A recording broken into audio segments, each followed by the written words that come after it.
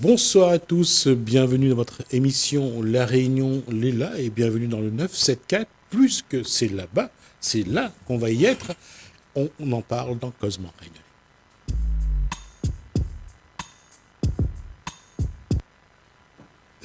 Ça reste quand même paradoxal. À chaque fois, je me dis comment trois chiffres peut devenir aussi important. 974. Ben, ça l'est. Et ça l'est d'autant plus que, regardez, voilà le 974. Oui. Comment on l'écrit aussi. Et on reçoit... Dit en créole, il dit nef. 974. Ben, On reçoit donc Fabrice Urbatro, je suppose. Bonsoir Koulsoum Lolibou. bonsoir. Fabrice. Bonsoir. Fabrice Fabrice. Urbatro. Alors, je vous donne la parole. Alors, Fabrice Urbatro, on le présente plus parce que, évidemment, il est bien connu dans le monde de graphisme, illustrateur, auteur. Vous avez fait vos études ici à l'île de la Réunion, donc on vous connaît et il travaille avec énormément de personnes dans le milieu de la bande dessinée. C'est un grand nom déjà qui s'impose avec beaucoup d'albums, notamment ce que tu as présenté, le 974. Donc c'est en 3 volumes. Alors ça, c'est le premier, c'est celui-là, c'est ça? Oui. Oui. Alors, on va montrer à la caméra. Donc, voilà le premier. Regardez bien la jeune fille. Regardez l'autre jeune fille qui boude cette fois-ci. Et l'autre, c'est quoi? Passez-moi la troisième. Le tome 3. Et le tome Le 3. tome 3. C'est toujours une jeune fille. Et là, Eh bien, Gabi, toujours notre Gabi. Gabi. Pas moins en colère. Voilà.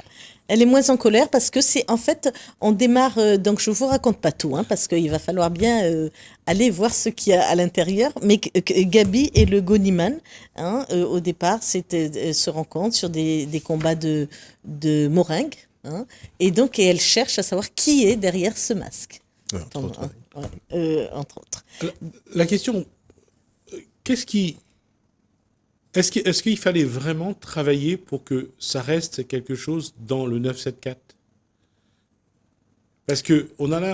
Parce qu'il y a une bande dessinée qui est produite en métropole où on a des jeunes de banlieue, un petit peu comme ici. Comment faire justement pour dire qu'on est à La Réunion, on est dans le 974?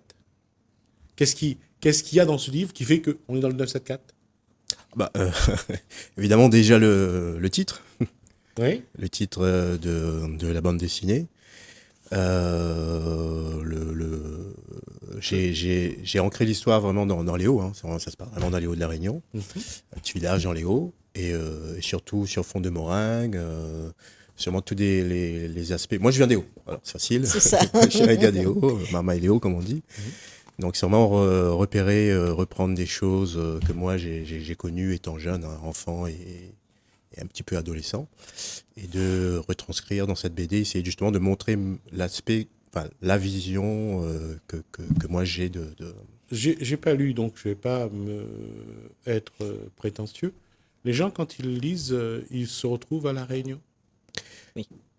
Je pense. Enfin, je pose la question aussi à Koulsoum, parce que moi, je connais pas. Oui. On se retrouve exactement à La Réunion parce qu'on a des indices. On a énormément d'indices. C'est vrai qu'on pourrait se retrouver dans un autre endroit. Dans les Hauts, oui, Ouais. dans un village ou près d'un village ailleurs.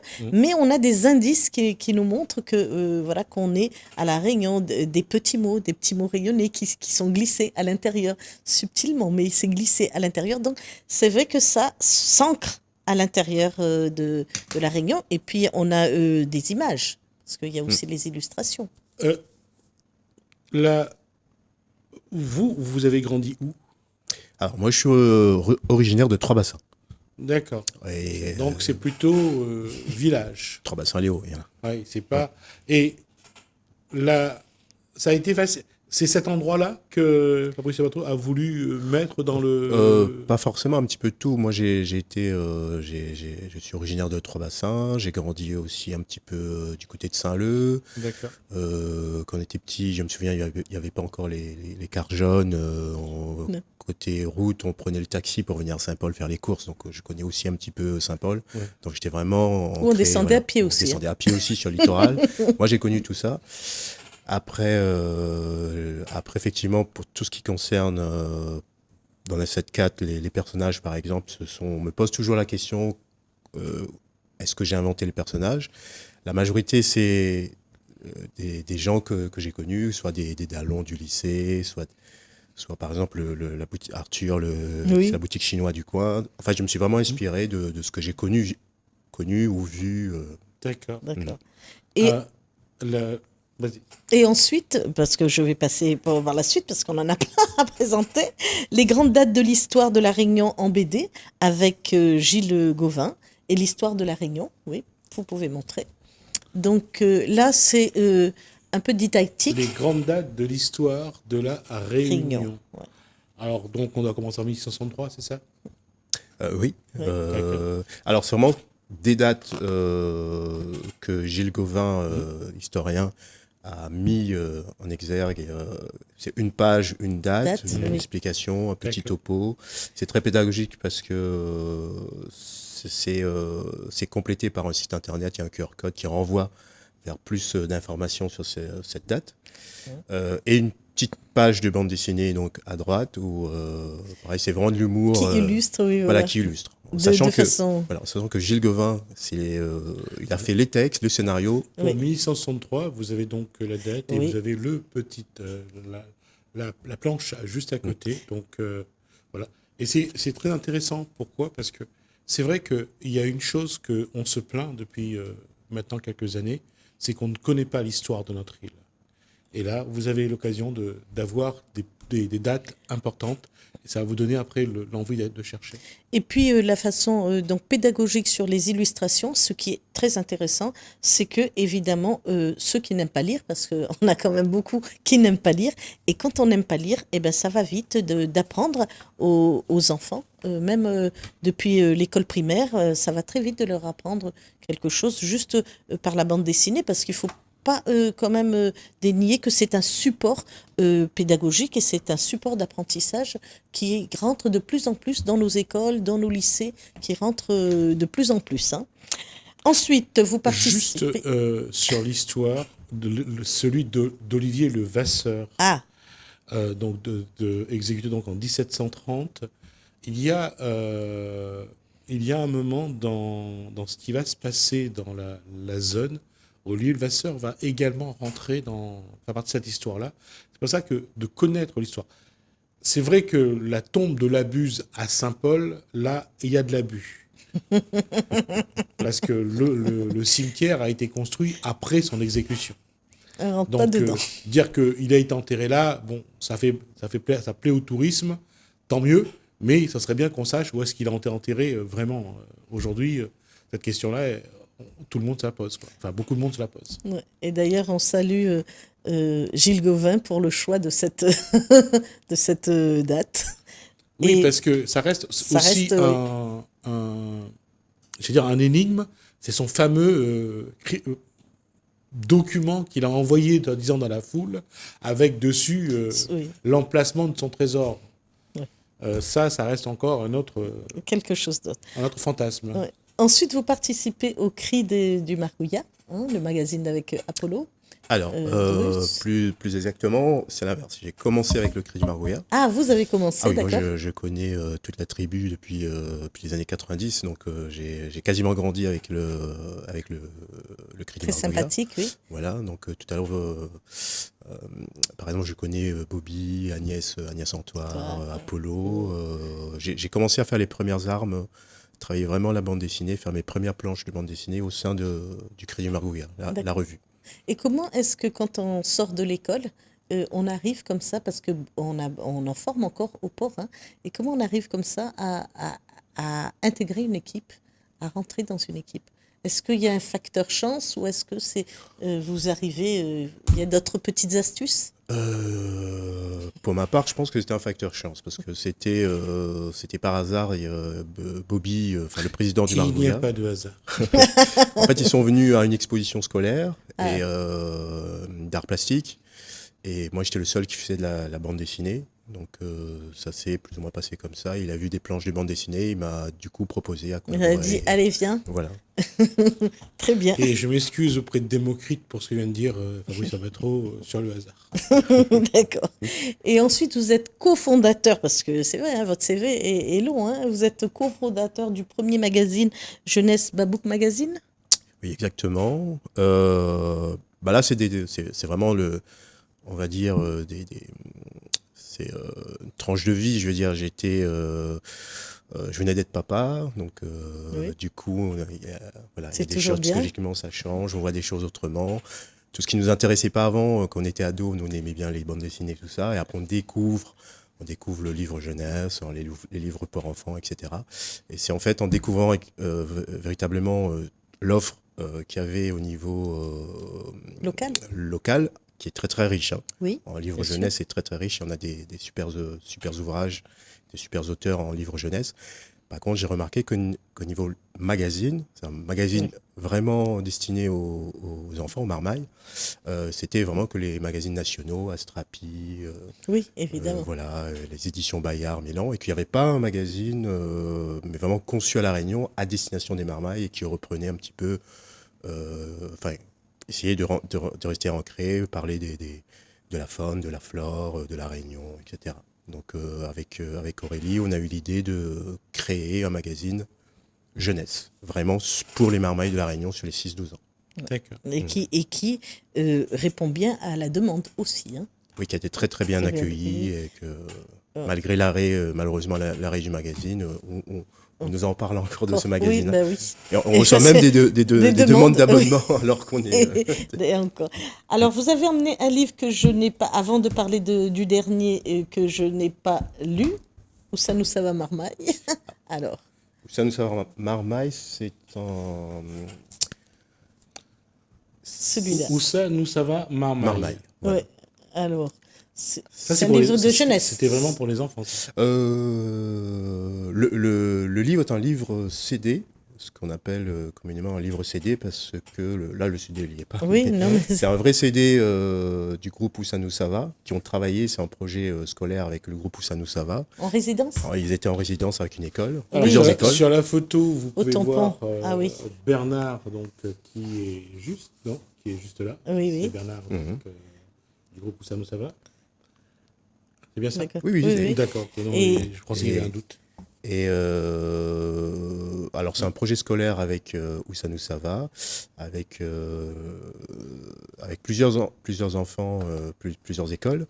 Et la finalité, c'était vraiment d'enregistrer. C'est une chorale en fait, Ah, une chorale ok. les enfants ont travaillé sur les titres d'Où ça nous ça va et qui ont chanté, qui se sont entraînés, qui sont entrés en studio et qui ont fait un vrai CD enregistré. Donc ça, c'est un petit intermède musique où vous êtes passé, où vous avez dessiné. Alors, sur ce livre CD, je suis que l'illustrateur. Donc, D'accord. moi, je suis vraiment là. Vous n'avez pas eu Je suis d'autres arrivé à la talents. fin. Voilà, je suis arrivé à la fin du projet quand il fallu mettre en forme ce projet-là, le CD, et du coup de l'enrober, voilà, d'une belle.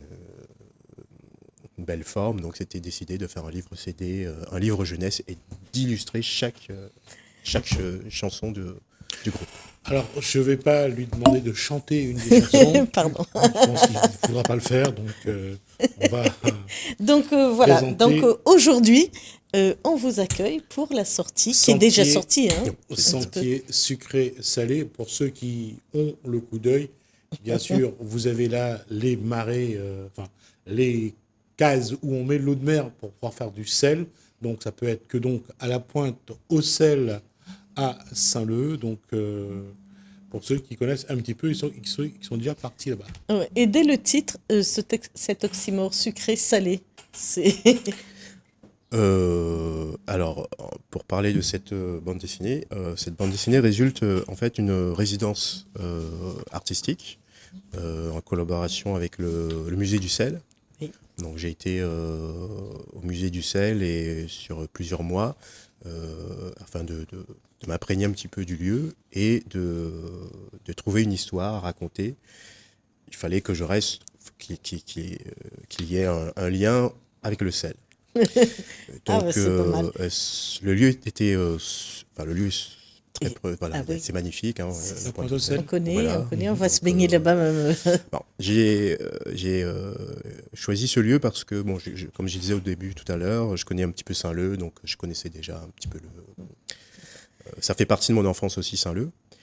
Et c'est vraiment en étant sur site avec, avec le personnel qui travaille là-bas, le musée, enfin les sauniers, etc. J'ai appris pas mal de choses et surtout, justement, en revenant sur le titre, Sentier sucré-salé, ça existe Oui, véritablement. C'est vraiment, il y a vraiment un sentier qui qui s'appelle s'appelle comme ça. Sentier sucré-salé. Ah, d'accord. Et pourquoi Sentier sucré-salé? Parce qu'à l'époque, moi, j'ai découvert ça en travaillant Non, sur mais parce que moi, l'album. je ne l'ai pas trouvé.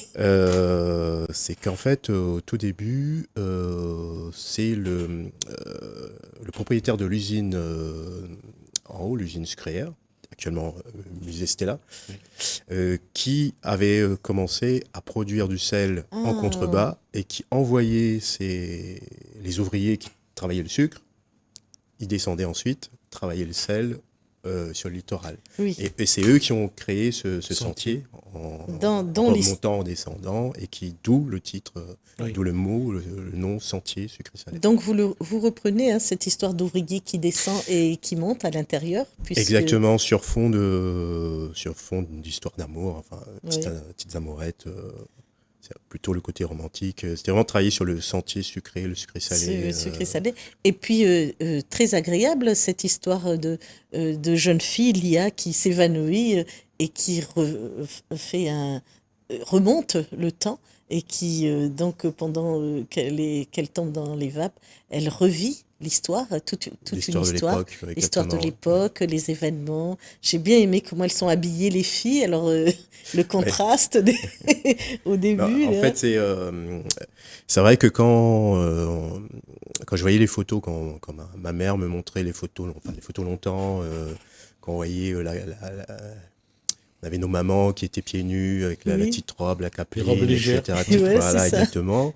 Et du coup, c'est vrai que je me suis dit, pour raconter le sel, ce serait bien aussi l'origine de la création des salines, l'exploitation du sel sur le lieu. Il fallait aussi remettre un petit peu dans le contexte historique et la Réunion longtemps, le Saint-Leu de longtemps. Parce que les femmes, surtout en période de guerre, étaient souvent sur la brèche. Ah bah oui. C'est les femmes qui faisaient le job. Et d'autant que sur la Première Guerre mondiale, je me rappelle qu'il devait y avoir plus de 10 000 Réunionnais qui sont partis à la guerre, À la guerre, sur une population évidemment. qui n'était pas Ouais, ouais. si importante que ça. Ouais. Donc à chaque fois, quand on regarde l'histoire, les femmes ont un rôle vraiment très important dans la poursuite de la vie dans les endroits, quoi. Et à l'intérieur, vous parlez de la Seconde Guerre mondiale avec cette jolie lettre qui est écrite.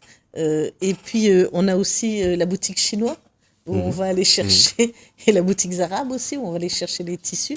Et évidemment, on retombe dans notre patrimoine, dans ce patrimoine-là qui nous marque, quoi, hein, qui marque notre identité et cet endroit. Bah, Alors, c'est en fait juste pour poursuivre ce que vient de dire Koulsoum, c'est quand on entre dans la boutique chinoise, c'est un petit peu comme on entre dans une caverne d'Ali Baba.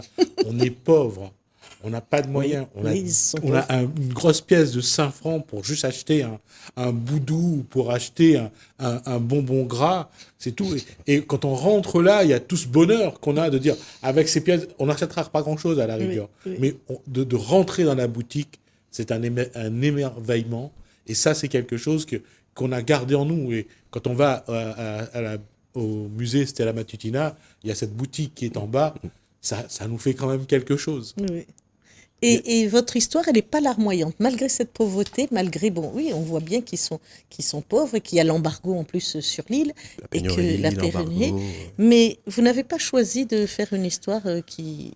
elle est plutôt joyeuse, cette histoire. Oui, c'est tout public. C'est vraiment une bande dessinée destinée à tout le monde, enfants, adolescents, adultes. Et c'était essayer de rester dans la continuité de 974 et de faire quelque chose d'accessible tout en essayant de raconter raconter la De Réunion, contes. de raconter... Juste lire la lettre. Ah. Mon Lémé, je suis si heureux de trouver le temps de t'écrire.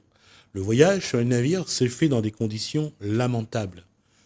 Lamentables, écoutez ça, 9 d'entre nous en sont morts. Ouais. C'est lamentable, hein.